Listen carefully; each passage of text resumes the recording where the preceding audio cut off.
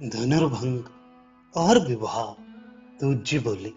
तदनंतर विश्वामित्र जी ने लक्ष्मण के सहित श्री रामचंद्र जी से कहा, अब हम महाराज जनक से पालित मिथिलापुरी को चलेंगे।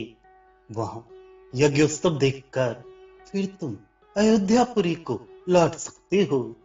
ऐसा कह वे रघुनाथ जी के साथ गंगा जी पार करने के लिए तट पर आए। तब नाविक ने रघुनाथ जी को नाव पर चढ़ने से रोक दिया। नाविक बोला, हे नाथ, ये बात प्रसिद्ध है कि आपके चरणों में कोई मनुष्य बना देने वाला चूर्ण है। आपने अभी शिला को स्त्री बना दिया। तो शिला और काष्ठ में भेद ही क्या है? अतः नौका पर चढ़ाने से पूर्व मैं आपके चरण कमलों को धोऊंगा। इस प्रकार आपके चरणों को मल रहित करके मैं आपको श्री गंगा जी के उस पार ले चलूंगा। नहीं तो हे विभु, आपके चरण रज के स्पर्श से यदि मेरी नौका सुंदर युक्ति हो जाएगी तो मेरे कुटुंब की आजीविका ही मारी जाएगी। ऐसा कहकर केवट ने उनके चरण धोए और फिर गंगा जी के पार ले गया। वहां से राम और लक्ष्मण के सहित श्री विश्वामित्र जी मिथिलापुरी को चले। प्रातःकाल होते ही वे विधेयनगर में पहुंचकर ऋषियों के निवास स्थान में ठहर गए। उसी समय विश्वामित्र जी के आगमन की सूचना पाकर जनक जी अत्यंत प्रसन्नता पूर्वक पूजन सामग्री लिए अपने पुरोहित के साथ वहां आए। साष्टांग दंडवत कर उन्होंने मुनिवर कौशिक की पूजा की। फिर साक्षात दूसरे सूर्य और चंद्रमा के समान अपने तेज से संपूर्ण दिशाओं को दैदीप्यमान करते हुए सर्व लक्षण संपन्न राजकुमारी को देखकर पूछा, देव पुत्रों के समान दो नर शार्दूल किसके पुत्र हैं? ये मेरे हृदय में इस समय नर और नारायण के समान प्रीति उत्पन्न कर रहे हैं। मुनिवर विश्वामित्र जी ने महाराज जनक को आनंदित करते हुए प्रसन्नता पूर्वक कहा, ये दोनों भाई राम और लक्ष्मण कौशल नरेश दशरथ जी के पुत्र हैं। मैं इन्हें अपने यज्ञ की रक्षा के लिए अयोध्या से लाया था। मार्ग में आते समय मेरी प्रेरणा से इन अति पराक्रमी रघुनाथ जी ने एक ही बाण से विश्वघातिनी ताड़का को मार डाला। मेरे आश्रम में पहुंचकर मेरा यज्ञ विध्वंस करने वाले सुबाहु आदि राक्षसों को मार डाला तथा मारीच को समुद्र में फेंक दिया। तदनंतर ये गंगा तट पर महर्षि गौतम के पुनित आश्रम में आए और वहां शिला रूप से स्थित गौतम पत्नी को देख अपने चरण कमल के स्पर्श से उसे मनुष्य रूप बना दिया। अहल्या को देखकर राम जी ने उसे नमस्कार किया। फिर उससे भली प्रकार पूजा ग्रहण कर इस समय तुम्हारे यहाँ शंकर का धनुष देखने के लिए आए हैं। हमने सुना है उस धनुष को तुम्हारे यहाँ बड़ी पूजा होती है और सब राजा लोग उसे देख गए हैं। अतः हे राजेंद्र, आप महादेव जी का वह उत्तम धनुष इन्हें दिखा दे, क्योंकि ये उसे देखकर शीघ्र ही अपने माता पिता से मिलने के लिए अयोध्या जाना चाहती हैं। मुनिवर विश्वामित्र के ऐसा कहने पर धर्मज्ञ राजा जनक ने राम और लक्ष्मण को पूजनीय समझकर उनकी विधि पूर्वक पूजा की। फिर अपने बुद्धिमान मंत्री को यह कहकर भेजा कि तुम शीघ्र ही श्री विश्वेश्वर का धनुष लाकर रामचंद्र जी को दिखाओ। मंत्री के चले जाने पर राजा ने श्री विश्वामित्र जी से कहा, यदि रामचंद्र जी उस धनुष को उठाकर उसकी कोठरियों पर रौंदा चला देंगे तो निश्चय मैं उन्हें ही अपनी कन्या सीता विवाह दूंगा। विश्वामित्र जी ने राम जी की ओर देखते हुए मुस्कुराकर कहा, ठीक है राजन, आप शीघ्र ही वह श्रेष्ठ धनुष अमित तेजस्वी रघुनाथ जी को दिखाइए। मुनीश्वर के ऐसा कहते ही बड़े बलवान 5000 धनुष वाहक उस धनुष श्रेष्ठ को लेकर वहां आ पहुंचे। उस धनुष में सैकड़ों घंटियां बंधी हुई थी तथा वे हीरे और मणि आदि रत्नों से सज्जित था। परामर्शदाताओं में श्रेष्ठ उन मंत्री वर ने राम को वह धनुष दिखाया। प्रसन्नचित्त श्री राम जी ने उसे देखते ही दृढ़ता से कमर कसकर उस धनुष को खेल करते हुए बाएं हाथ से उठाकर थाम लिया। सब राजाओं के देखते देखते उस पर रौंदा चढ़ा दिया। फिर सबके हृदय सर्वस्व भगवान राम ने अपने दाएं हाथ से उस धनुष को थोड़ा सा खींचा, दसों दिशाओं को गुंजायमान करते हुए तोड़ डाला। दिशा, विदिशा, स्वर्गलोक, मृत्युलोक और रसातल आदि समस्त पातालों में वह शब्द गूंज उठा। स्वर्गलोक से देवगणों के देखते देखते ये एक बड़ा आश्चर्य सा हो गया। देवताओं ने पुष्प बरसाकर भगवान को ढक दिया और दुंदुभि आदि बाजे बजाते हुए उनकी स्तुति की तथा अप्सराएं नृत्य करने लगी। धनुष के दो खंड हुए देख महाराज जनक ने रघुनाथ जी का आलिंगन किया और अंतापुर के आंगन में स्थित सीता जी की माताएं अत्यंत विस्मित हुई। तत्पश्चात सर्वालंकार विभूषिता स्वर्णवर्णा श्री सीता जी अपने दाहिने हाथ में स्वर्णमय माला लिए मंद मंद मुस्काती हुई वहां आई। वे मुक्ताहार, कर्णफूल और झमझमाते हुए पाजेब आदि आभूषणों से भूषिता थी तथा शरीर में अति उत्तम साड़ी पहनी हुई थी जिसमें से उनके 3 पयोधर झलक रहे थे। सीता जी नम्रता पूर्वक मुस्कुराते हुए वे जयमाल रामचंद्र जी के ऊपर डालकर प्रसन्न हुई। उस समय श्री रामचंद्र जी के सर्वालंकार विभूषित भुवन मोहन रूप को झरोकों से देखकर समस्त रानियां अति आनंदित हुई। सर्वशास्त्रज्ञ महाराज जनक ने मुनिवर विश्वामित्र जी से कहा, मुनिवर कश्यप जी, आप तुरंत ही महाराज दशरथ के पास पत्र भेजिए। वे कुमारों के विवाह उत्सव के लिए शीघ्र पुत्र महर्षियों और मंत्रियों के साथ यहाँ पधारे। विश्वामित्र जी ने बहुत अच्छा कहे शीघ्रगामी दूतों को भेजा। दूतों ने जाकर राज शार्दुल दशरथ से राम का कुशल क्षेम पूछा। उनसे रामचंद्र जी के अद्भुत कृत्य का वृतांत सुनकर महाराज परमानंद में डूब गए। फिर आपने मिथिलापुरी को चलने के लिए शीघ्रता करते हुए मंत्रियों से कहा, हाथी, घोड़े, रथ और पदातियों के सहित सब लोग मिथिलापुरी को चलो। मेरा रथ भी तुरंत ले आओ, देर ना करो, मैं भी आज ही चलूंगा।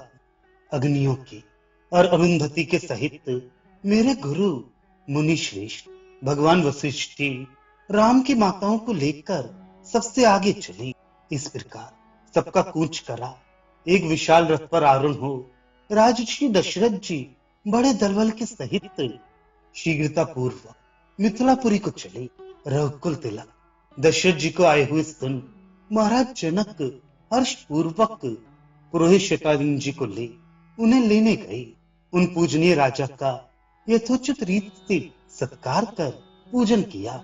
तदनंतर लक्ष्मण के सहित राम जी ने पिता के चरणों में प्रणाम किया। तब राजा दशरथ ने प्रसन्न होकर राम से कहा, आज बड़े भाग्य से मैं तुम्हारा विकसित कमल के समान मुख देख रहा हूँ। मुनिवर के अनुग्रह से सब प्रकार मेरा कल्याण ही हुआ।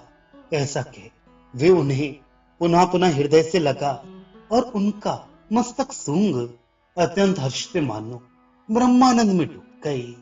तदनंतर महाराज जनक ने उन्हें रानियों और राजकुमारों के सहित समस्त भोग सामग्रियों से पूर्ण एक परम सुंदर महल में सुखपूर्वक ठहराया। फिर शुभ दिन में शुभ मुहूर्त और लग्न के समय धर्मज्ञ जनक जी ने भाइयों सहित राम को बुलाया। एक सर्व शोभा संपन्न विस्तीर्ण मंडप में, जिसमें रत्न जटित स्तंभ, सुंदर वितान, मनोहर तोरण तथा मोतियों के पुष्प और फल लगे हुए थे तथा जो स्वर्ण भूषण भूषित वेद पाठी ब्राह्मणों से कचाकच भरा हुआ था। सुंदर वस्त्र धारण किए निष्कंठी सुहागिन नारियों से समाकुल था। श्री रामचंद्र जी को एक दिव्य रतन जटित स्वर्ण सिंहासन पर बिठाया। उस समय भेरी और दुंदुभी आदि बाजू तथा नृत्य और गान आदि का बड़ा तुमुल कोलाहल हो रहा था। पुरोहित शतानंद ने श्री वशिष्ठ और विश्वामित्र जी का क्रमशः पूजन कर उनको रामचंद्र जी के दोनों ओर बिठा दिया। फिर वहां विधि पूर्वक अग्नि प्रज्वलित की गई तथा नाना रत्न विभूषिता सीता को साथ लेकर महारानी सहित महाराज जनक जी कमल ने राम जी के पास आई और विधि पूर्वक उनके चरण धोकर अपने सिर पर चरणोदक रखा, जिसे शिव ब्रह्मा और अन्य मुनि जन भी सदा अपने मस्तक पर धारण करती हैं।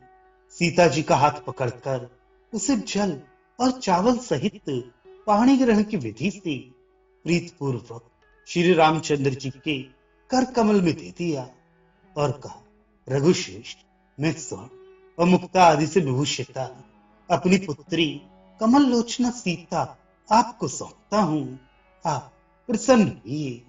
इस प्रकार सीता जी को प्रसन्न चित्त से श्री रामचंद्र जी के कर कमलों में सौंप कर जनक जी ऐसे आनंद मग्न हो गए जैसे क्षीर सागर श्री विष्णु भगवान के कर कमलों में लक्ष्मी को सौंप कर हुआ था।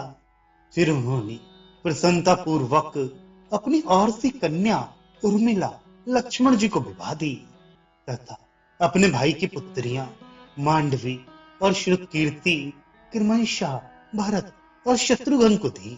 इस प्रकार सुलक्षण संपन्न चारों भाई पत्नियों के सहित साक्षात दूसरे लोकपालों के समान अपने प्रकाश से सुशोभित हुए। तदनंतर मिथिलापति महाराज जनक ने पुत्री जानकी के विषय में देवर्षि नारद ने जो कुछ कहा था वह सब वृत्तांत वशिष्ठ और विश्वामित्र जी को सुनाया। वे बोली, एक बार मैं यज्ञ भूमि की शुद्धि के लिए हल जोत रहा था। उसी समय मेरे हल की सीता अर्थात अग्रभाग से ये शिवलक्षण कन्या प्रकट हुई। उस समय मैंने इसे देखा और इसमें मुझे पुत्रीवत प्रीत हुई, इसलिए मैंने इस चंद्रमुखी को अपनी प्रिय पत्नी को सौंप दिया।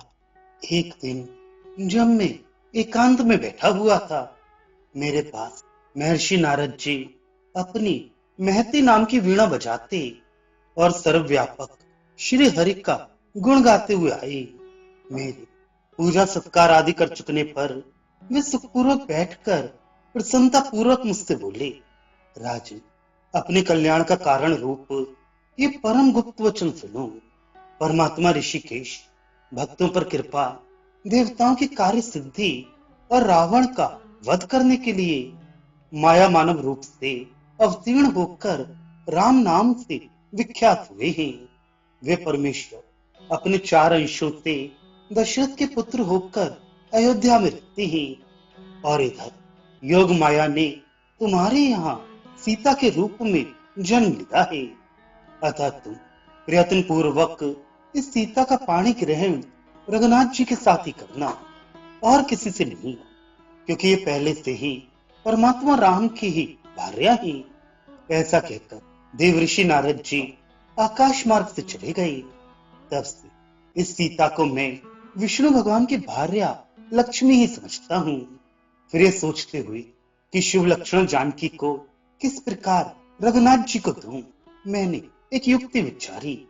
पूर्व काल में श्री महादेव जी ने त्रिपुरासुर को भस्म करने के अनंतर ये धनुष मेरे दादा के यहाँ धरोहर के रूप में रखा था।